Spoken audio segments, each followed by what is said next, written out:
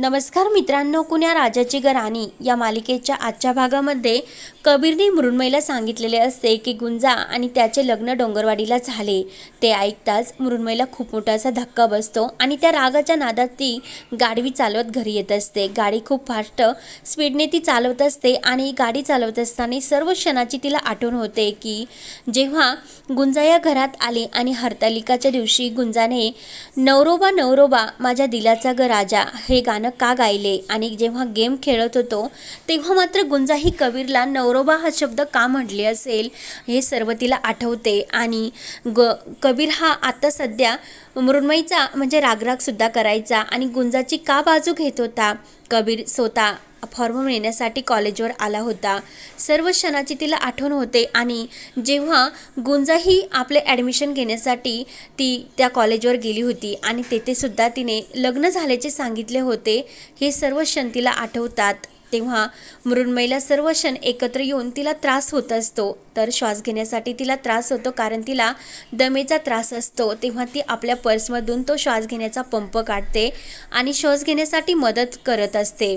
तेव्हा मात्र मृण्मयीला खूप असा धक्क्याने ती खूप रडते। तेव्हा मृण्मयी विचार करते की सर्व काही माझ्या नजरेसमोर घडत होते आणि माझ्या लक्षात का आले नसेल इतके सगळे घडत असताना। तेव्हा मृण्मयीला खूप असा त्रास होत असतो। त्यानंतर इकडे सर्वेश्वर आणि माया काही पेंटिंग कलाकृती बघून घरी आलेले असतात। तर सर्वेश्वर त्या पेंटिंगचे आणि त्या कलाकाराचे खूप असे सुंदर वर्णन करत असतो। माया म्हणत असते की अरे तू इतक्या पेंटिंगचे का आणि कलाकृतीचे का वर्णन करतो, मला तर त्याच्यात काही इंटरेस्ट नाही। तेव्हा मात्र सर्वेश्वर म्हणतो की अगं तू सुद्धा किती मन लावून ती पेंटिंग बघत होतीस। तेव्हा माया म्हणत असते की अरे मी तुझ्याबरोबर आले म्हणून त्यात मी आनंद नाही घेतला, कारण त्या पेंटरने त्यामध्ये इतके छान असे कलर भरले होते की त्या कलरमधील जे काही कॉम्बिनेशन खूप छान भरले होते, त्यामुळे मी ते बघत होते, तुझ्याबरोबर आले म्हणून नाही। तेव्हा मात्र लगेच माया म्हणते की मी तुझ्या मुलीसारखी नाही रे, कायम त्या कबीरच्या मागे पुढे करत असते। तेव्हा लगेच सर्वेश्वर म्हणतो की अगं माया कुठला विषय कुठे नेते, कबीर, ती पेंटिंग आणि मृण्मयी यांचा काय संबंध। तेवढ्यात लगेच मृण्मयी ही आलेली असते। तर मृण्मयी काहीच बोलत नाही आणि आतमध्ये निघून जाते। सर्वेश्वर म्हणतो की आता हिला काय झाले। तेव्हा माया म्हणते की तो कबीर हिला कुठे डेटवर घेऊन गेला होता आणि एका फालतू रेस्टॉरंटवर घेऊन गेला असेल म्हणून तिचा मूड ऑफ झाला असेल। मृण्मयी आतमध्ये येते आणि जोराने दरवाजा आदळते। सर्वेश्वरला विचार येतो की मृण्मयी असे का वागत असेल म्हणून तो तिला बघण्यासाठी आतमध्ये येतो। तर मृण्मयीने दरवाजा लावून घेतलेला असतो। त्यानंतर इकडे सर्वजण नाटक बघितल्यानंतर घरी येतात आणि सर्वजण दरवाजे ते दोघे उघडच ठेवून गेले, कारण की नक्की डेटवर हे गेले असतील, म्हणजे बाहेर कुठेतरी। तेव्हा काका म्हणतात की ते दोघे बाहेर गेले, पण ती गुंजा आली की नाही ते बघा अगोदर। तर मधू लगेच गुंजाला आवाज देऊ लागते, मात्र नैतिकच्या मनात येते की त्याने तिची कडी लावून आतमध्ये कोंडलेले आहे। तेव्हा मात्र इकडे सर्वेश्वर येतो आणि मृण्मयीला आवाज देत दरवाजा उघडण्यासाठी सांगतो। पुढे आजी सुद्धा येते आणि काय झाले रे, दरवाजा आपटण्याचा आवाज आला म्हणून मी सुद्धा बघण्यासाठी आले। सर्वेश्वर म्हणतो की माया आणि मी गप्पा करत होतो, तेवढ्यात मृण्मयी आली आणि काही न बोलता तिने दरवाजा आपटला आणि आता दरवाजा सुद्धा लावून घेतला। म्हणून आजी आणि सर्वेश्वर या मृण्मयीला दरवाजा उघडण्यासाठी आवाज देत असतात। मात्र मृण्मयीला तेच आठवत असते की ती कबीरचे आणि गुंजाचे डोंगरवाडीला लग्न झाले। त्यानंतर इकडे रेशीम ही कविताला विचारत असते की अगं यांची डेट कशी झाली असेल आणि माझा भाऊ तो अनरोमॅन्टिक हा रोमॅन्टिक झाल्यासारखा वागला तर असेल ना। तेवढ्यात मधू आवाज देत असते आणि गुंजा बाहेर येते।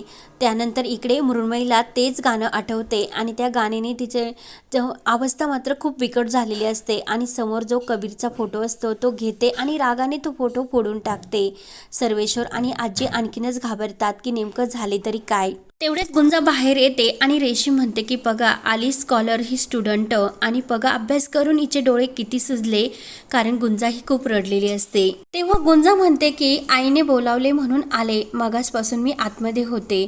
कविता म्हणते की काय ग, मगासपासून आतमध्ये होते म्हणजे तू शिकवणीला नाही गेलीस का। काका म्हणते की गुंजा काय बोलतेस, मी तर तुला रिक्षामध्ये बसून दिले होते।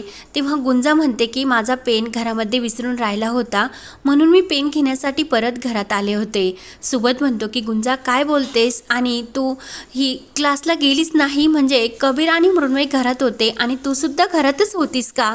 तर रेशीम लगेच म्हणते की बोंबला आता, कसला कबाब में हड्डी, कसला रोमांस आणि कसलं डेट. तर इकडे माया, सर्वेश्वर आणि हे सर्वजण मुरमेला आवाज देत असतात. मात्र इकडे गुंजाला सर्वजण विचारत असतात की तिथे दोघे जण आतमध्ये होतेस आणि तू सुद्धा ही शिकवणीला गेली नाही, मग नेमकं ते दोघे जण कुठे बाहेर गेलेत का, तू बोलत का नाही गुंजा, उत्तर दे ना, ते दोघे जण कुठे आहेत. तर गुंजा ही शांत होऊन म्हणते की साहेबा आपल्या रूममध्ये आहेत. तेव्हा कविता ही कबीरच्या मोबाईलवर फोन लावत असते आणि तो काही फोन उचलत नसतो. तर सर्वजण हे कबीरच्या रूमकडे येतात आणि दरवाजा उघडण्यासाठी आवाज देत असतात.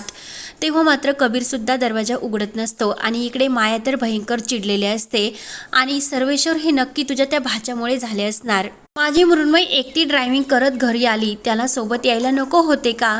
तेव्हा सर्वेश्वर म्हणतो की अगं तो या घरचा जावई आहे आणि तू हे सर्व काय बोलतेस, त्याची आतमध्ये काय चूक आणि काय ही तुझी बोलण्याची भाषा. तेव्हा माया म्हणते की माझी भाषा तुला समजते, मात्र तुझ्या बहिणीचे घरचे लोक कसे वागतात ते तुला नाही समजत.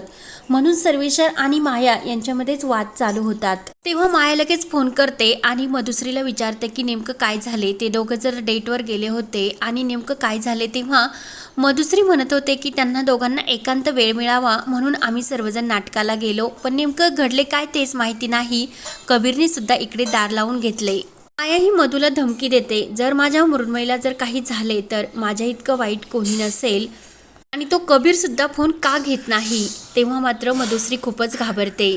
तेव्हा मधुश्री ही रेशीमला काकांना आतमध्ये घेऊन जायला लावते आणि माया म्हणत असते की कबीर का फोन उचलत नाही, त्याला माझा अगोदर फोन घ्यायला सांगा, तुमची का दातखिळी बसली आणि इतक्या शांत झाला. तेव्हा मधुश्री आणखीनच घाबरते. तर विजया ही गुंजाला विचारत असते की अगं काय झाले नेमकं, कबीर का बोलत नाही आणि तो दरवाजा का लावून बसला. त्यानंतर इकडे मृण्मयी आतमध्ये कबीरचा दुसरा फोटो घेते आणि खरंच मी तुझ्यावर किती प्रेम करत होते आणि तू तर माझा विश्वासघात केला. म्हणून मृण्मयीला आणखीनच दमाचा त्रास होऊ लागतो आणि ती खूप रडत असते आणि तो फोटो सुद्धा ती फेकून देते.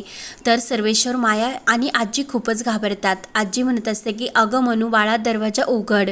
तेव्हा मात्र मृण्मयीला खूप त्रास होत असतो आणि लगेच तिचा दम हा पूर्णपणे कोंडलेला असतो. तेव्हा श्वास घेण्यासाठी तिला खूप त्रास होत असतो, म्हणून ती तो पंप शोधत असते आणि तो पंप घेते आणि मृण्मयी लगेच खाली बेशुद्ध पडते. त्यानंतर सर्वेश्वर हा लगेच आपल्या नोकरांना बोलवतो आणि दरवाजा तोडण्यासाठी सांगतो. मृण्मयी ही खाली पडायला लागते. तेव्हा तिच्या डोक्याला जबर असा धक्का लागल्यामुळे जखम झालेली असते आणि त्यातून रक्त येत असते. तेव्हा मृण्मयी खाली पडल्यानंतर पूर्ण असं रक्त खाली सांडलेले असते आणि त्याच वेळेस दरवाजा हा तुटला जातो. सर्वजण आतमध्ये येतात तर मृण्मयी ही खाली कोसळलेली असते आणि ते सर्व रक्त बघून सर्वांना मात्र खूप असा धक्का बसतो. माया म्हणत असते की मृण्मयी काय झाले, प्लीज डोळे उघड. सर्वेश्वर सुद्धा खूप रडत असतो आणि आजी सुद्धा. सर्वेश्वर लगेच हा ॲम्ब्युलन्स बोलवण्यासाठी आपल्या नोकरांना सांगतो. सर्वेश्वर म्हणतो की आई काय करू ग, मृण्मयीचे खूप रक्त व्हायला जाते. म्हणून सर्वेश्वर रुमालाने आपलं त्या जखमेवर रुमाल दाबून धरतो आणि सर्वजण खूप रडत असतात. त्यानंतर इकडे सर्वजण कबीरला सुद्धा दरवाजा उघडण्यासाठी आवाज देत असतात. तर कबीर दरवाजा उघडतो तर आतमध्ये सर्वजण येतात. सुबोध म्हणतो की काय रे कबीर, इतक्या काळोखात का बसला होता आणि काय झाले. विजय म्हणते की अरे मृण्मयी येथे आली होती आणि काय झाले, तू बोलत का नाहीस, तुमच्या दोघांमध्ये काही भांडण झाले का.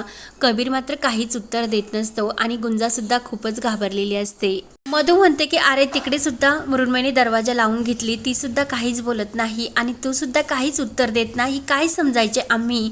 तेव्हा गुंजा मनात म्हणते की आता साहेबा काय उत्तर देणार, एकदा मृण्मयी ताईला सांगण्या अगोदर मला विचारले असते तर मी काही असं त्यांना कारण सांगून त्यांना थांबवले असते आणि आता हे सर्व काही झाले ते निस्तरल्याशिवाय मला येथून सुद्धा जाता येणार नाही. त्यामुळे ती दिव्याला म्हणते की तूच मला काहीतरी आता रस्ता दाखव. सर्वजण कबीरला विचारतात की अरे कबीर काय झाले नेमकं सांग ना.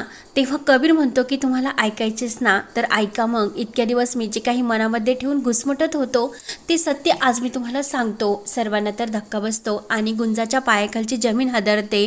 तर गुंजा ही कबीरला खुणावून नाही म्हणत असते, पण कबीर हा गुंजाकडे बघतच असतो. तेव्हा लगेच हा भाग येथे संपतो. तर पुढील भागामध्ये मधूला फोन येतो आणि मृण्मयी ही म्हणजे तिला काय झाले नेमकं, ती गेली की काय हे सर्व ऐकून तिला धक्का बसतो. तेव्हा मात्र लगेच मधू म्हणते की कबीर मृण्मयी. तर लगेच गुंजा म्हणते की काय झाले मृण्मयी ताईंला.